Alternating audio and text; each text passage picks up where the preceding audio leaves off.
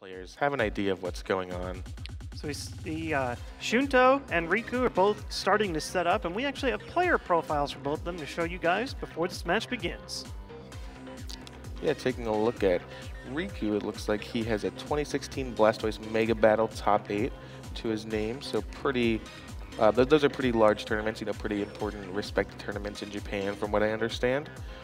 You see he is just playing the kind of Trevenant. Looks like a pretty basic Trevenant deck, just kind of what we've been expecting over these past few months, ever since the lists have kind of refined to what they are. And you can see a top 8 at the Blastoise Mega Battle is a solid accomplishment, but I can only imagine this now second place or better at Worlds is got to be the biggest thing on his resume. And you can tell he's just absolutely thrilled to be here. Oh, absolutely. I mean, the World Championship is, the biggest game there is, right? So this has got to definitely outshine that, and maybe he'll even take home the title of World Champion. And kicking it over to Shunto Sadahiro.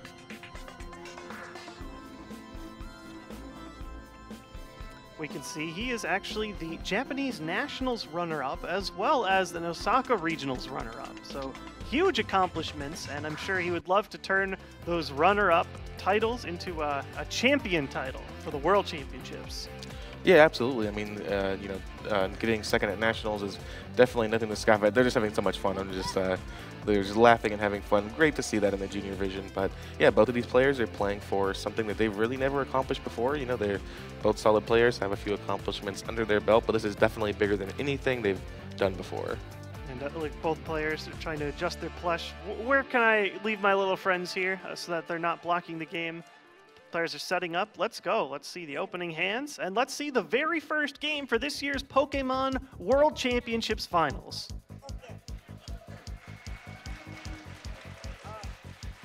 And I know this is the very first game of the day. The crowd is just starting to file in, but honestly, it was a bit louder than I expected. I'm excited that so many people are here to watch from the very beginning. Cannot wait until this fills up at the end of the day. Worlds is hype, man. Even at 8 o'clock in the morning, 9 o'clock in the morning, Worlds is certainly hype. It is. And if you want to share that hype, feel free to tell your friends either through social media, use hashtag #PlayPokemon, or share the stream over at twitch.tv/Pokemon. This is it. This is the big day. Players from all over the world. Thousands of competitors have finally boiled down to just a small handful of games, and you can catch all the action right here live. Yeah, Worlds is actually just my favorite tournament of the year. It's one of my favorite time of the year, just seeing, every Pokemon tournament means something, but when you start out in the beginning of the year and you go to regionals and you say, oh, this person won a regionals, it just does not compare to something like the World Championship. As we take a look at the prize cards there, nothing too bad. One Trevenant prize, but shouldn't be too big of a deal there. Yeah, I saw one Wally, so maybe gives you a less chance of getting that extremely explosive start. And nothing super integral either over on Shunto's side. Yeah, 2 energy and a max elixir, but these decks are so heavy. I think Shunto's running 10 darkness energy, so reasonable prizes start things off. Hopefully we'll have some good competitive games. Yeah, I'm excited to see how this goes through. We've got a classic, can you beat the dark weakness with your lock, or will the dark weakness be the end of your gameplay? And both these players starting off, Shaman v. Shaman. Yep, it's a pretty classic start. It's not exactly what you're looking for, but with every deck being so heavy on Shaman, it's going to happen more often than not. So Shunto fanning his hand out, showing, wow, look at all of these supporters I have. I gotta throw all of them. And does get 2 Phantom out of the deal, and passes over to Riku. Yeah, so Shunto actually did not have the kind of ideal setup for his sort of deck. He did start the Shaman, and then you see he had to attach and play that Professor Sycamore. So typically what the Trevenant deck wants to do is get a turn 1 Trevenant via playing a Wally. And it's certainly not, it's not the end of the world if you don't get it, but it really gives you such a huge advantage just cutting your opponent off of those item cards from the very first turn. So on Rico's side, we see an Ultra Ball opting immediately to throw away Pokemon Ranger and that Double Dragon energy. Like we were saying, I don't think your team is going to be a main attacker in this matchup just because you need so much energy commitment and you don't get that weakness either. So it figures I probably won't need this Double Dragon energy as much. And trying to set up as much as he can. Shunto didn't have the fastest start, certainly wasn't a Wally, but we do see one Dark attacker now hitting the bench. Yeah, and what you're going to see from Riku here is, I think, is just trying to go through a lot of his deck, maximize his use of items, Oh and my get all goodness. the cards he doesn't need out of the deck. We mentioned how fast these players go through, and I'm already starting to feel it. I'm used to like the slow, calculating play of the Masters. Look at them go. Ultra Ball, boom, Max Elixir, I already got the energy, slam it down. Don't need to see anything else. Already 2 energy now on this Evil Tall on the bench. AZ to pick him up, and so we've already got an Oblivion Wing ready to go, and Shaman back down to draw additional cards. Yeah, great start by Riku. I mean, being able to have that Evil Tall not only attacking with an Oblivion Wing this turn, but also threatening because of the Max Elixir hit to do some real damage next turn. You know, it can, if he has another energy, it's going to be able to knock out a Trevenant if Shunto finds one. He even got the AZ back with the Versus Seeker again, using that item card, just kind of getting it out of his hand. Just a fantastic start after what was a pretty lackluster one for Shunto. Yeah, and we see Shunto having to go through some of his energy removal cards. I feel like that's something that you might want to have to slow down Yveltal. If you open it up into the Darkness Blade, then if you have a Trevenant, it's going to get knocked out pretty much no matter what. We just see, oh, and here comes a Crushing Hammer. And we see Riku shake his hand, please, please, please, no heads, no heads. Fingers crossed. I love how emotional these players are. It's fantastic. They're so animated. Yeah, absolutely. I mean, this is one of the true joys of watching the Junior Division players. There's just a true excitement and passion for the game. So over on Shunto's side, see, it's 1 Trevenant down. You do want to get the item lock, but it's like we've mentioned, if they get that Yveltal down, it's so hard to deal with because it gets 1-hit knockouts. The Oblivion Wing knocks out Phantom, Darkness Blade knocks out Trevenant. And if you can't remove the energy in time, they're really going to run with it. Yeah, definitely. And you see Shunto's actually choosing to, he already evolved one of the Trevenants on his bench. He just did the other one as well. But he actually evolved the one without energy first. I think that might just be a concession to saying, you know, Riku has such a good start here. He could easily knock me out. Maybe I just need to send up the Trevenant without energy. I can't attack yet. Just kind of put him in the item lock, accept that that one's going to be knocked out, and try and focus my efforts on building up this one on the bench. Yeah, you sort of just have to throw up walls. The red card can be tough. I know Riku had a solid hand full of options ready to go. He had like AZ. You could reset the Shaman if he really wanted to. So Shunto's forced to just throw up Trevenant and pass. So Force Curse is now activated, but as we said, Yveltal's got Oblivion Wing, absolutely destroying Trevenant, and this flip is big. Heads, so he can use Oblivion Wing again next turn if he wants to. Yeah, absolutely. Huge flip there. That's going to, again, take the knockout. We kind of expected that, you know, just being able to, even with going down to 4 cards, all I needed to find was another energy. Oh, and it looks like Shunto's actually going to concede game 1. Unbelievable. Just absolutely nothing you can really do to a start like that if you don't have constant draw. It was really, really crazy. It's not often you see 2 energy down and moving your active Pokemon all in the same turn, but you hit an Elixir, you didn't have to deal a turn with Trevenant, got an AZ to move the Shaman. That was a extremely viable start. No, exactly, and I think that really shows the power of how important getting that turn 1 Trevenant is. So, you know, if we kind of rewind a little bit, we can take a look and say, if the turn 1 Trevenant had hit the board, that Max Elixir wouldn't have been able to have been played, and that's really what won that game. That was why he was able to Darkness Blade by attaching an energy on the second turn. And if Trevenant hit the board, if things had gone the way they were intended, that never would have happened, and that just shows you how powerful missing that can be. And I will say it's a pretty uncommon move, I would say, for juniors to actually recognize when a game is maybe not worth playing out so that you can scoop to move to the next one. I feel like that was a pretty smart move. Trevenant deck often aims to play a longer style of game, so you want to have as much time available to you if you want to do your best to win these next 2 games.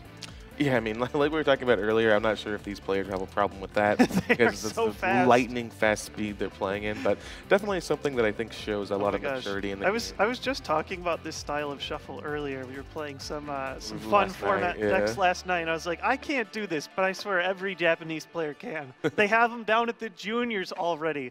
This like beautifully just lay down like a whole hand, perfect piles. I wish I could shuffle like that. It seems like the coolest way.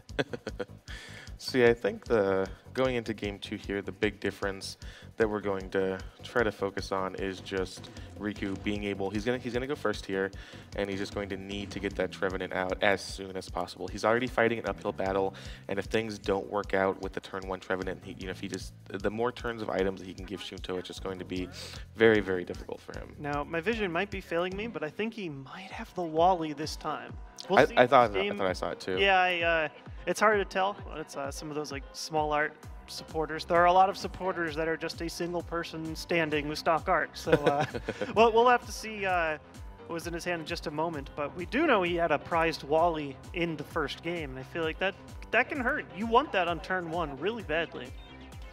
Yeah, absolutely. I mean, that's kind of exactly what makes the deck tick, really. I mean, we had a lot of discussion with players who have talked about various item lock decks, either Trevenant or File Plume. And you kind of need to focus your deck so much around getting these, because the fact of the matter is that if you don't get them out on turn 1 or maybe turn 2 at the latest, your opponent can do so much. We saw the Max Elixir happen there, and when players are attaching multiple energy a turn and being able to play things like battle compressors out, just getting a turn 4 or 5 item luck isn't what it used to be. So I think we saw yet another Wally once again hitting the prizes. We'll see if he has one in hand or not. That's going to be huge to giving Shunto a chance to turn this game around. Or I'm sorry, Riku a chance to turn this around. Yeah, so here we go, game 2 starting off. We do see the Phantom. Oh, there it is. It was there. Wally getting the Trevenant, and this is exactly what he wants. Going to play the Trevenant. He even has the energy to potentially start attacking next turn with a Trevenant break. And this is a huge difference in the starts. This is exactly what he wants. He does still have to work a little bit. It's actually pretty favorable for him that Shunto got the Shaman start as well. Going to be slowed down at least a little bit. So early in this game, it looks like Riku does have the upper hand. Yeah, so that last game we saw was a total blowout over in 3 turns. I'm pretty sure this one's going to be slowed down quite a bit. Shunto will be unable to play any item cards throughout a good majority of this turn. Yeah, we see an attachment, playing the Stadium, and then just going for the Sycamore there. And let's see, dumping Zolium Sycamore. If you have to have a supporter while you're under item lock, that's usually one of the best ones. You can throw all the items out of your hand, but unfortunately it creates a whole hand just full of item cards. No new benched Pokemon, no attachments to any potential attackers. Crushing Hammer to even get rid of the one on Shaman flips tails, and this Trevenant's going to really run with it. Right, Wow. you can really see the difference there. What this item lock has done. Shunto had a Max Elixir and an Ultra Ball in his hand, so if he wasn't under item lock, he could have played one of his big EX attackers, tried to Max Elixir it out, and really just taken off with this game as Wally goes into a Trevenant break for Riku. It's just kind of starting the spread now. And another Sycamore by Shunto just saying, you know what, I need to start drawing cards. I can't play any of these item cards. I'm really on the back foot here, and I really need to try and get something going. And we do see Yveltal's one of the attackers you really want more than anything else. Shaman's able to retreat, and Oblivion Wing does apply pretty solid pressure against a single Trevenant break. 6 damage counters for a single energy while also accelerating to the bench. And Riku, no additional energy attachments, no draw. Would really love, I'm sure, to be applying some Tree Slam pressure. Would have loved that against the Shaman as well. Instead, all I can do is Silent Fear over and over again. And likewise, Shunto, nothing new either. Just another Oblivion Wing, and oh my goodness. That's a big Sycamore. Top deck Sycamore. Yeah, you're absolutely right. After Riku got out the Trevenant, he didn't really have much. He actually passed a couple turns without another basic on the bench. And, he really wasn't putting too much pressure on, wasn't drawing too good outside of having that big turn 1. But the Sycamore there was huge, and hopefully will let him kind of keep setting up his board and keeping the pressure on with the item lock. And so we see Riku taking a quick look at the board. Would love to get some additional Trevenant in play. Flips tails, lands on top of his deck. I don't know if I've seen that before. Style. It bounced up. Unfortunately, Style does not get him ahead to remove the energy, which would be a really big deal. Yeah, definitely. He's definitely on the back foot here just because he needs to start rebuilding his board. That's something you'll hear a lot about watching the Trevenant decks, is that you kind of constantly need to get Trevenant set up. At the very least, the second one, because usually the first one is going to go down pretty quickly. And that's kind of the mark of when the Trevenant deck is truly succeeding is when they have one in the active position, another one fully built up on the bench, and maybe even they have a third one getting worked on. And so that's definitely what Riku's trying to go for here. It's not a perfect position for him, but that Sycamore was huge, and he is able to kind of start getting his bench set up, and hopefully we'll be able to just keep applying the pressure. So we do see at least got another Trevenant down in the bench position. Has only attached one energy this entire game. He has any way to draw additional cards. I wasn't sure if he had an out to grab something like Shaman from his hand. Would love to be able to get another Psychic Energy so that he can do Trig Slam when he needs to apply more damage to the active position. Yeah, definitely. I think I know he got the Versus Seeker off the Trainer's Mail. I think he does have a Shaman in his hand as well. So that's definitely going to help him, because what it's going to happen here is that he is going to be able to Silent Fear, putting that Shaman up to 9 damage counters. And if he can kind of set up in the next turn to be able to attack with the other Trevenant, knock out the Shaman, put some pressure on the Evotal, he's going to be in a great position. And he does attach the energy and Silent Fear. So now he's kind of right back in it, because he had a few worried turns there, but he's actually doing just fine now. So Shunto, once again, doesn't have anything he can really play. He does take a knockout on Trevenant Break, took 3 Oblivion Wing, but here we go. Coming back, ball's in Riku's court, has an evolution, another breakdown, and Team Flare Grunt discarding the energy off of Veltal. Doesn't look like he has any additional energy, so it might just be another Silent Fear. It does, like you said, knock out the Shaman EX, giving him 2 easy prize cards, and Veltal's now in a lot of trouble. Yeah, I mean, Shunto has to find something very quickly here. He does find another energy. And the Darkrai EX as well. Can start accelerating energy to it on the bench, and that can be a huge way to start knocking out Pokemon in 1 hit instead of doing it in 3. Yeah, definitely. That's one of the powers of the Oblivion Wing Evotal. Here's a big flip off the Crushing Hammer.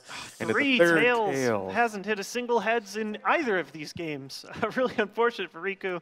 Sometimes that can happen when you're playing these cards that rely on coin flips. Yeah, and we see Riku now saying, oh, you're really putting the pressure on me. I know my break is not long for this world. So I'm going to go ahead, Ultra Ball, get the 3rd Trevenant out, and hopefully this is enough to carry me through this game. So we see Versus Seeker for Team Flare Grunt to remove the energy. Isn't actually able to grab the knockout this turn. Still no additional energy for things like Tree Slam, so just another Silent Fear, 3 damage counters to all Pokemon on Shunto's side of the board. And I feel like every turn he's able to continually power up this Darkrai EX is 1 turn closer to turning this game around completely. Yeah, definitely. Darkrai EX is just, an unstoppable attacker really in this deck, especially given the position there and now where Shunto just keeps having the energy to attach Oblivion Wing and kind of freely not only do damage to the Trevenant and soften it up, but also just keep attaching energy from the discard pile to this Darkrai. Yeah, no, it's pretty much at the point where 1 more attachment, he'll be able to knock out these Trevenant in 1 hit. Here another Crushing Hammer flip. Another tails. All 4 tails for all Crushing Hammer in his deck. Shunto seems so excited, but man, that has got to be rough. Yeah, well, if either of those Crushing Hammers had gone his way on these past 2 turns, that would have been a completely different game, especially if he had gotten both of them. He would have just completely reset that Darkrai. So those flips are absolutely rough, but hopefully he'll be able to put something together here. The red card is going to put Shunto down to 4 cards, so hopefully that'll be enough disruption.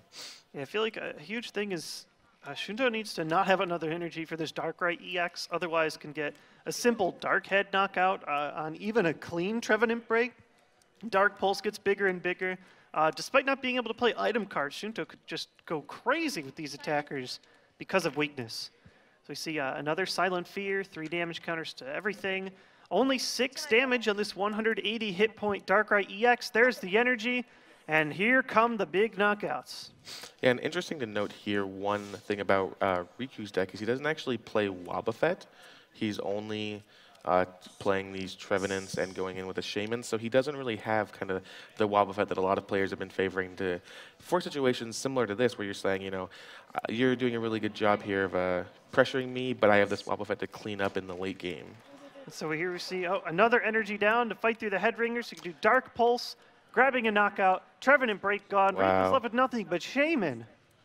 Yeah, that energy is just was not a good sign for Riku, and it looks, I mean, I don't even know if he can really do anything. He doesn't have any Trevenants. Wow, cleared the whole board. That's it. Already, we still have another hour on the clock. But it's already over. Well, on Shunto Sadahiro, as we see, the Dark deck is incredibly powerful against Trevenant.